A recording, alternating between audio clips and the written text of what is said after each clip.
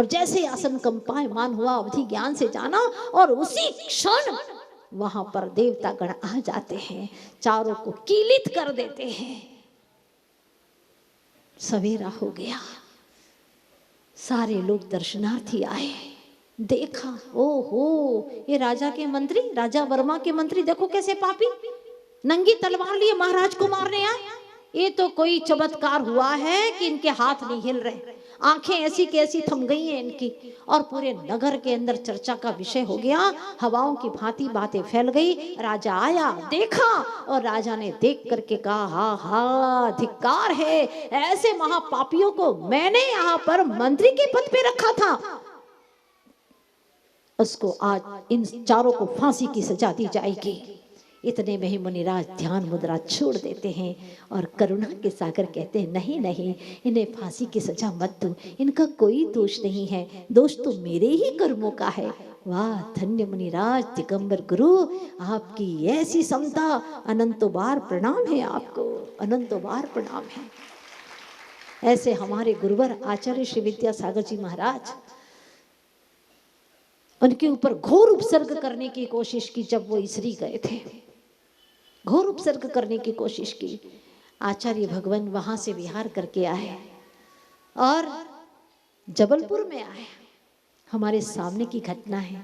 आचार्य भगवान को कहते हैं परीक्षा के लिए, और परीक्षा करने हमारे घर पे दर्शन करने आइएगा महाराज, चैत्यालय आप सब जगह जा रहे हैं, हमारे यहाँ पर भी आना, क्योंकि उन्हें पता था कि मैं इतना दुष्ट हूँ, उपसर्ग करने वाला हूँ उनके ऊपर, उन्हें पता भी है वो मेरे यहाँ तो आएंगे ही नहीं, और जब नहीं आएंगे हम इनके बारे में और गलत गलत दुष्प्रचार कर देंगे। हम साक्षी हैं इस घटना के। आचार्य भगवान सहज भाव से उनके चैत्यालय की ओर बढ़ गए, भगवान का दर्शन किया अहोभाव से, सहज भाव से, और जैसे ही उनके घर के बाहर निकले, वो दृश्य आज भी मेरे मानस पटल पर कैद है। सबके सब परिवार के लोग पूरे सो करके ऐसे रो रहे थे, ऐसे रो रहे थे आचार्य भगवान के चरणों में, भगवान आप हमें माफ कर दे, क्षमा कर दे, आप कितने करुणा के भंडार है, हम पापी हैं, पापी है, हमने घोर उपसर्ग किया, गुरुदेव हमें क्षमा करो, क्षमा करो। और गुरुदेव ने सबको मुस्कान भरी दृष्टि से आशीर्वाद दिया। इसके बाद में जब उन्होंने मंगलाचरण किया, वो मंगलाचरण की पंक्तियां मुझे आज भी याद है। यही काम है वीरों का, तलवार न तीरों का, यही काम नहीं आसान, यही काम है धीरों का, यही काम है वीरों का, तलवार न तीरों का। पूरा मंगलाचरण नहीं कर पाए थे, आंखों में आंसू की बौछारें हो रही थी कि ये कोई तलवार और तीर नहीं कर सकते। हे भगवान, आप जैसे महावीर के अवतार ही इस कार्य को कर सकते हैं। जिस हस्तिनापुर नगरी में तीन तीर्थंकरों का जन्म हुआ, शांतिनाथ, कुंथनाथ और अरनाथ, जहां आदि प्रभु प्रथम तीर्थंकर तपश्चर्या करने के लिए आए, राजा श्रेयांश ने जिन्हें आहार दिया है, राजा श्रेयांश के माध्यम से जिनका आहार दान संपन्न हुआ है, उसी भूमि पर आज घोर उपसर्ग हो रहा है, घोर उपसर्ग। सारे लोग अपने अपने घरों में चित्कारे कर रहे, रो रहे हैं, मंदिर में जाकर के प्रभु से प्रार्थना कर रहे, प्रभु हमारे जीवन का समूचा पुण्य ले लो, पर हमारे मुनीश्वरों का उपसर्ग दूर करो। अब राजा थे, कोई कुछ कर भी नहीं सकता था, राजा की जो आज्ञा है वही सब हो रहा था। लेकिन क्यों हो रहा है लोग समझ नहीं पा रहे हैं कि राजा पद में इतना पापी क्यों हो गया, ऐसा क्यों हो रहा है। 1 दिन 2 दिन 3 दिन 4 दिन 5 दिन 6 दिन हो गए, सारे के सारे लोगों ने संकल्प ले लिया हस्तिनापुर नगरी में, हम अन्न जल को स्वीकार नहीं करेंगे जब तक हमारे मुनि भगवंतों पर उपसर्ग नहीं टलेगा, हम कुछ भी नहीं खाएंगे। और सब मंदिरों में जाकर के भगवान की आराधना करने लगे, प्रभु ये उपसर्ग दूर हो जाए। 6 दिन हो गए, मुनियों के प्राण कंठगत हो गए हैं। अर्धरात्रि के समय पर श्रवण नक्षत्र में देखा, कंपायमान, उसको कंपायमान देखा तो वहां पर विराजमान एक आचार्य भगवान सागर चंद्र और कहीं पर सार चंद्र आचार्य भी नाम आता है। इनके मुंह से अचानक उस अर्धरात्रि के समय पर आह आह आह ऐसी आवाज निकली। पास में बैठे थे पुष्पदंत क्षुल्लक जी। उन्होंने पूछा, भगवान आप तो रात में कभी नहीं बोलते, आज ऐसे करुण क्रंदन क्यों, ऐसी आवाज क्यों आपके मुख से, क्या हो गया भगवान, क्या कष्ट है आपको? अपना मौन खोल करके कहते हैं, क्षुल्लक जी घोर उपसर्ग हो रहा है। 700 मुनियों के ऊपर हस्तिनापुर नगरी में मुनि मौत की आगोश में बैठे हुए हैं। तुम इसी वक्त जाओ, तुम्हारे पास में विद्याएं हैं, धरणीधर पर्वत पर जाओ, वहां पर विष्णु कुमार मुनिराज तपस्या कर रहे हैं, उनको ध्यान से ही हटाओ, उनको कहो भी ध्यान करने का समय नहीं है, अभी तो मुनिराजों की रक्षा करने का समय है, जल्दी जाओ, इसी वक्त जाओ। और जाकर के उनको कहना उनके पास में विक्रिया रिद्धि है, बस वो ही 700 मुनि भगवंतों की रक्षा कर सकते, और किसी के पास में सामर्थ्य नहीं है। अब ज्यादा कुछ कहने का समय नहीं है, क्षुल्लक जी शीघ्र पहुंचो। और वो अंतर मुहूर्त में धरणीधर पर्वत पर पहुंचे। विष्णु कुमार मुनिराज ध्यानलीन थे। जाते ही उनको हिलाया, कहा भगवान अभी ध्यान का समय नहीं है, आप अपनी ध्यान मुद्रा छोड़िए। 700 मुनि बस मौत की आगोश में, प्राण कंटक है, प्रभु अपना ध्यान खोलिए। जैसे ये सुना, वो ध्यान मुद्रा छोड़ करके कहते हैं, क्या हो गया वत्स, ऐसा कौन सा उपसर्ग हो गया?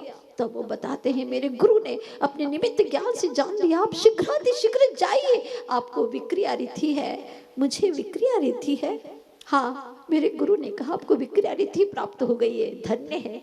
आपके पास में थोड़ा धन दौलत आ जाए, आपकी चाल ढाल बदल जाती है, आपकी आवाज़ें बदल जाती है, आपका रहन सहन बदल जाता है।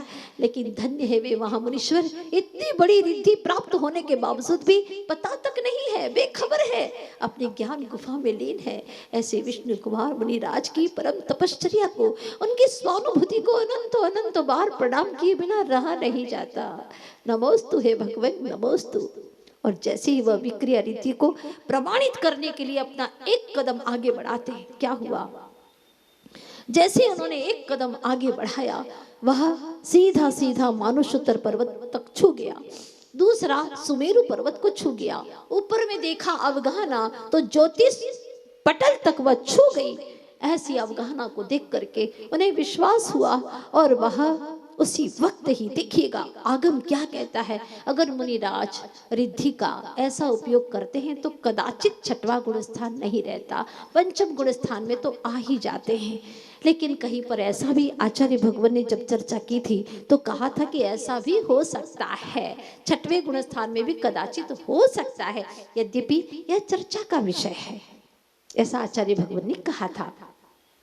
तो कहते हैं कि वह अपने गुणस्थान का भी मोह नहीं करते, और 700 मुनि भगवंतों के ऊपर ऐसा वात्सल्य बरस पड़ा कि मैं उनके लिए क्या करूं, अपने पद का मोह भी छोड़ दिया और चले जाते हैं। सबसे पहले राजा पद्म के महल पर जाकर के राजा पद्म जो अंतपुर में बैठा था उसको ललकारते हैं, रे दुष्ट, मैंने तुझे इसलिए ही राज्य दिया था क्योंकि वो उन्हीं के भाई थे, विष्णु कुमार भी उन्हीं के भाई थे, पिता महापद्म थे, विष्णु कुमार उनके भाई थे। राजा पद्म ने कहा कि मुझे माफ कर दो, मैंने कुछ नहीं किया, ऐसा छल हो गया है। तब वह सोचते हैं विष्णु कुमार मुनीश्वर, अब यहाँ ज्यादा वक्त लगाना ठीक नहीं है, मुनियों पर घोर उपसर्ग हो रहा है। तब एक वामन का रूप धारण करके उस यज्ञ स्थल पर पहुंचते हैं। दान के लिए घोषणा की थी, जो चाहे अपने इच्छा के अनुसार दान मांग सकता है। छोटे से वामन का रूप धारण करके जाते हैं, चोटी लगाए हैं और कहते हैं कि मुझे और कुछ नहीं चाहिए। वेदों का शुद्ध उच्चारण करते हैं, वो चारों बड़े प्रसन्न हो जाते हैं और कहते हैं मांगो मांगो, क्या चाहिए? कुछ नहीं, 3 डेक जमीन चाहिए। जैसे ही संकल्प किया वह रूप सामने आ गया। हरिवंश पुराण में, आदि पुराण में, पद्म पुराण में एक कथा का वर्णन है, उपासका अध्ययन में भी यह वर्णन आता है। हिंदुओं में विष्णु का वामन अवतार के रूप में यह कथा आती है। और उन्होंने जो विक्रिया थी वो फैला करके एक डग में तो पूरा मानुषोत्तर पर्वत, इधर से वो इधर पहुंच गए सुमेरु पर्वत, और तीसरा डगब रखूं तो कहाँ रखूं, बताओ। मेरे ऊपर रखो, अब कहाँ रखोगे? संकल्प तो कर दिया है, अब क्या है? नो प्लेस, जिंदगी बनेगी होपलेस। नो वैकेंसी, तो अब लागू होगी इमरजेंसी। बताओ कहाँ रखें अब पैर? तीन लोक में हलचली मच गई। विद्याधर देव वीणा लेकर के वात्सल्य के गीत गाने लगे। अब इन चारों को अफसोस हुआ कि हमने बहुत बड़ी गलती की है। तो कोई बड़ा जादूगर है जो इतना बड़ा रूप धारण कर लिया, हमको मार देगा। क्षमा करो, क्षमा करो, हमें क्षमा करो। पहले उनसे क्षमा मांगो जिनके ऊपर तुमने घोर उपसर्ग किया है। 700 निर्दोष मुनियों के ऊपर तुमने घोर उपसर्ग किया है, वहां जाकर के उनसे क्षमा याचना करो। जा करके इन चारों ने बार बार क्षमा याचना की, क्षमा मांगी उनसे। मुनिराज तो करुणा के सागर थे और उस वक्त भीनी भीनी वृष्टि भी होना शुरू हो जाती है। पुण्य का उदय आता है तो हर ओर से आता है और वहां पर सारी आग बुझ जाती है। और 700 मुनि भगवंतों को श्रावकों ने इधर से राजा पद्म फिर अपने शासन पर आ जाते हैं। राज्य वैभव को हाथ में लेते हैं, संभालते हैं, उनको कड़ा दंड देते हैं। लेकिन अब दंड देने से क्या, मुनिराज जो थे उनकी तो शरीर की, उनकी स्थिति ऐसी झुलस सी गई थी। तो सभी श्रावकों ने बहुत सेवा की। एक दूसरे के हाथों में कलाई में वो धागा बांधा प्रेम का, वात्सल्य का, और कहा कि अब से हम धर्म की रक्षा के लिए ये तन जाए तो जाए, हम कभी भी धर्म को इस तरह से आहत नहीं होने देंगे, धर्मात्मा के ऊपर उपसर्ग नहीं आने देंगे। प्राणपण से संकल्प करते ऐसा पापी राजा कभी भी शासन न करे। तब से कहते हैं कि आज तक हमारे जैन धर्म की पवित्र परंपरा, जो कि 19वें मल्लीनाथ भगवान के समय की यह कथा है, अभी भी शासन में यह नियम है कि अगर कोई मुनियों पर उपसर्ग करता है तो उसको 6 महीने की सजा दी जाती है। ये आज भी दंड नीति में कहा गया है। और यह धागा सिर्फ धागा नहीं है, ये श्रमण संस्कृति का गौरव है। तो हाथ में बांध करके ये श्रमण संस्कृति की हम रक्षा करेंगे, इस संकल्प लेते हैं। महानुभावों, अगर आप लोग आपस में ही रंजिश रखते हैं, वैर भाव रखते हैं, तो कैसे आप धार्मिक जीवों की रक्षा कर पाएंगे और कैसे धर्म का प्रचार प्रसार कर पाएंगे। इसलिए आज एक कार्य अवश्य करना। जो बहनें हैं भाई के हाथ में राखी बांधेगी तो आज इनसे धन दौलत मत मांगना सोने की चेन और अंगूठी, ये बेचैन कर देगी तुम्हें। आज तो इनका बेचैनी मिटाने के लिए तुम्हें ये मांगना है कि भैया, अगर तुम सप्त व्यसन करते हो, गुटखा खाते हो, वह मांस का ही दूसरा रूप है, आज तुम्हें गुटखा छोड़ना ही पड़ेगा, नहीं तो ये बहन की राखी तुम्हारे हाथ में नहीं बंधेगी। तुम मांसाहारी रहो और तुम्हारी बहन तुम्हें राखी बांधे, ये कैसे संभव है? इसमें छिपकली का बुरादा मिलता ही मिलता है। यह अपने जो भी खाते हैं लोग, उनको ऐसी आदत में डाल देती है यह चीजें कि उनको बार बार खाने की इच्छा होती है। इसीलिए भैया, ये मांसाहार तुम आज से नहीं करोगे, चाहे कुछ भी करना पड़े तुम्हें, लेकिन बहन की झोली में बस आज इतना सा डाल दो।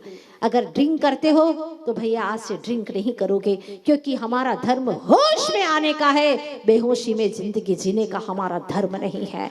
इसीलिए कहने को बहुत कुछ है, समय बहुत तेजी से भागा जा रहा है, इसलिए हर बहन आज के दिन अपने भाई से यही मांगेगी। और हर भाई को, अगर अपनी बहन को मानते हो तो बिल्कुल दृढ़ संकल्प करके जाना और पूरे इंदौर में ये बात को फैला देना कि आज हर भाई अपनी बहन की झोली में अपने सप्त व्यसन को डाल दे, संकल्प कर दे कि आज से मेरा सप्त व्यसन का त्याग है। बहना, मैं आज से हर तरह से धर्म की और धार्मिक लोगों की रक्षा अवश्य करूंगा और ये श्रमण संस्कृति का गौरव हमेशा बनाए रखूंगा। आज इस कहानी को धरती माँ ने सुनाई और युवा सम्राट समझ गया। जिसने मरने की सोची थी वह अपने आप को समझ लेता है कि मुझे ऐसे मरना नहीं है। जिंदगी में कई घटनाएं घटती हैं और वह तो सचेत हो जाता है। लेकिन आज सारे भाई और बहनों को सचेत होना है। बहुत बड़ा दिन है, 700 मुनि भगवंतों की रक्षा हुई थी। तो आज आप लोग क्या अपने जैन धर्म की, अपने धार्मिक जो धर्मात्मा जीव है, उनकी रक्षा नहीं कर पाओगे? अगर नहीं कर पाओगे तो तुम्हारे जीने का कोई औचित्य नहीं है।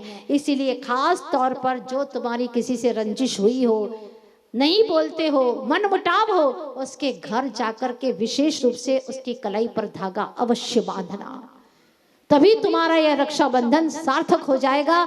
और सच में तुम्हारा यह रक्षाबंधन बिल्कुल सार्थक हो जाएगा अगर उसके हाथों में तुमने ये धागा बांध दिया कि आज से हमारा मन मुटाव खत्म हो गया। करेंगे आप लोग? बोलिए, बोलो ना। बिल्कुल सभी को संकल्प करना है आज के दिन, और पूरा दिन मिला है, छुट्टी का दिन है, उनके घर पे जाइएगा, एक दूसरे के प्रति वात्सल्य की वह गंगा बहाइएगा। यही तुम्हारी जिंदगी है और यहीं से हमारी जिंदगी की सही शुरुआत होती है।